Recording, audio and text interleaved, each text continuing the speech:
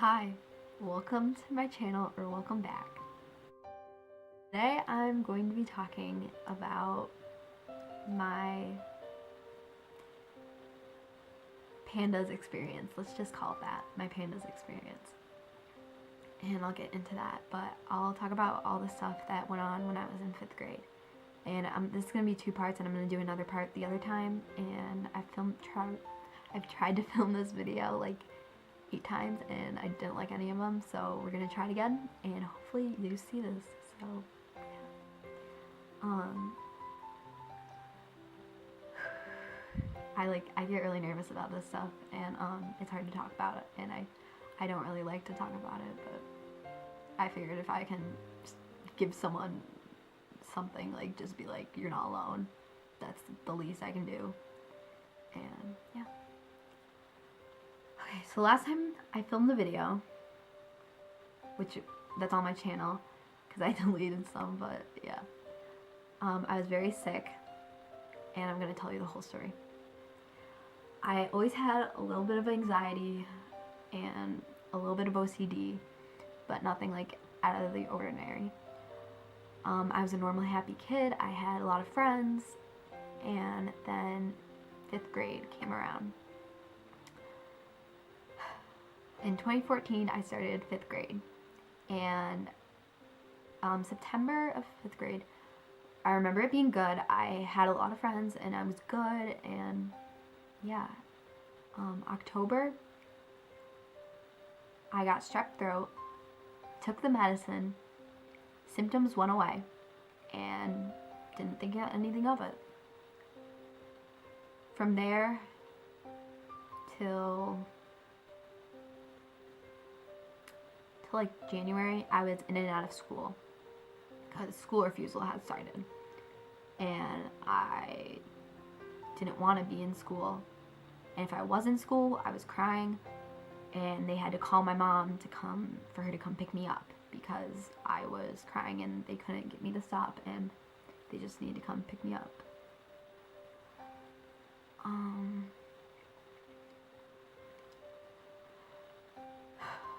So let me go backtrack a little bit. Right after Thanksgiving, my anxiety got worse and OCD got worse. Then I guess it's from December. I guess it was when I started. From December, it was on and off. I was in and out of school, and I tried having an aide in school, and it didn't work.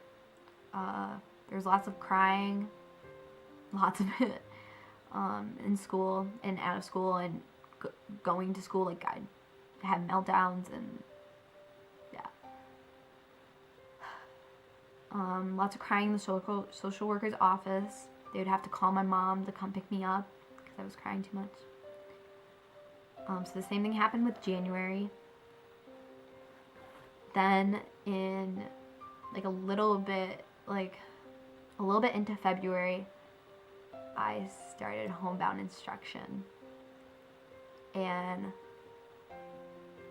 homebound instruction, you can look it up, but it's where you're part of this school and you're out for medical reasons and you have to see a tutor, and that's what I did.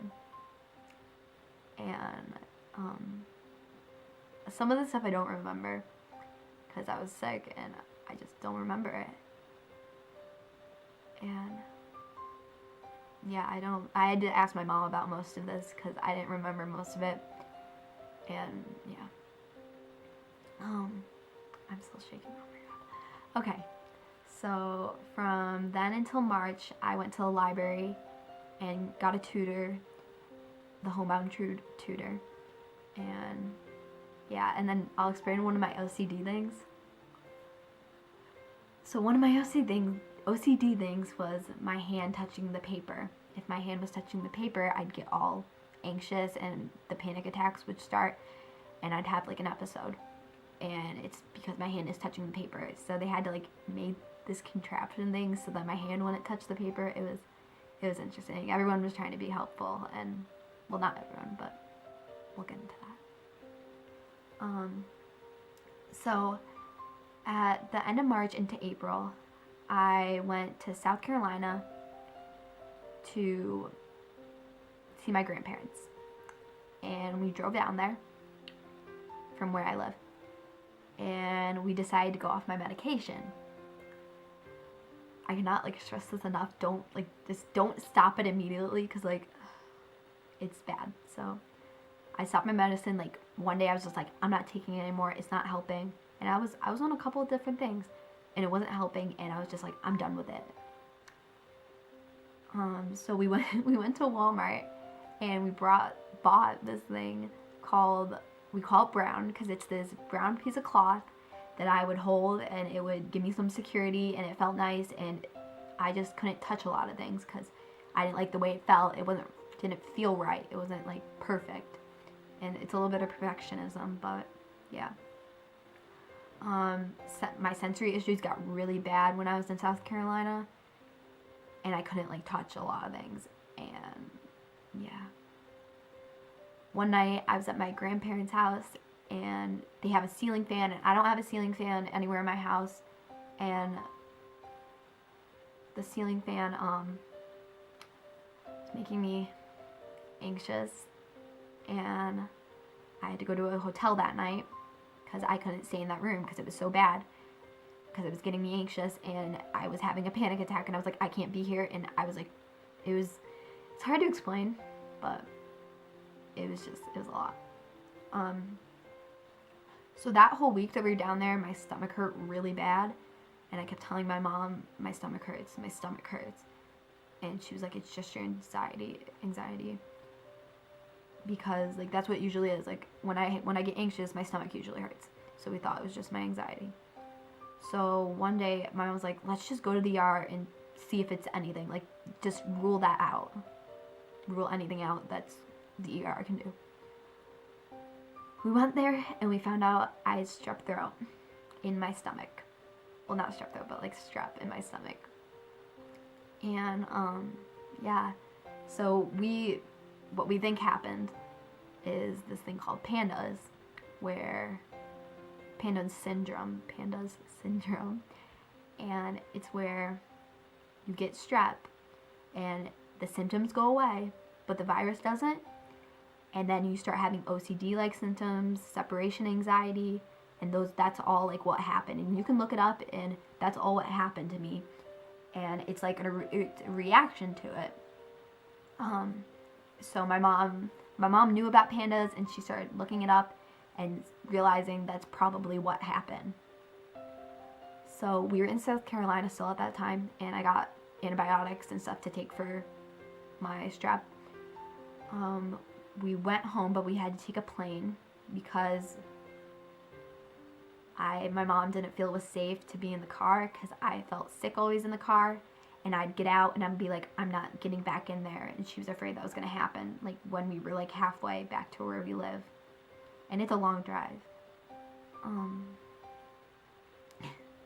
We went and bought a bunch of air fresheners and like wipes to wipe down the car and all these things to try to make it smell good, but because I thought it smelled like French fries. And yeah. So we drove our car actually up to my other grandparents who live in North Carolina, and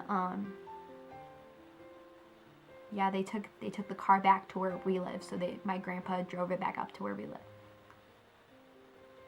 On the way home on the plane, I had a lot of people staring at me because I had the brown thing wrapped all around me, and I had my hair up because one of my things was that my hair can't touch like my neck or anything. So we had it all up in like a headband and like in a bun, and it was a lot. A week later, after I got back, we started going to a psychiatrist, and they told me about a program in Florida called Rogers. And the reason I'm smiling is because I don't think I would be in the place that I am now without that. Yeah. Just hard to explain. But I don't think I'd be where I am without that. We tried to continue tutoring after we found out of this program, Rogers. We tried to continue tutoring at the library, but I had some trouble with the clothes bothering me still. So I just want to be home and like be in comfy clothes, like just, yeah. So I couldn't go out in those clothes, so we had to stay home and not do tutoring. I had a lot of sensory problems still, like a lot more, and it was getting worse. A couple weeks later from that, my mom told me we were going to go to the program called Rogers. And when she told me, she said, we're going to have to leave now, like tomorrow. So I packed up and we flew to Tampa. And that's where I'm going to end this video, living on a cliffhanger. So, yeah, I'll do another video on what happened after, and yeah. Just, if you're going through something like that, stay positive. It's gonna get better. And I thought it wasn't gonna get better, and it did. It got better. And you're gonna be okay. Alright. Thanks for watching. And subscribe if you're new, and yeah. Thank you. Bye.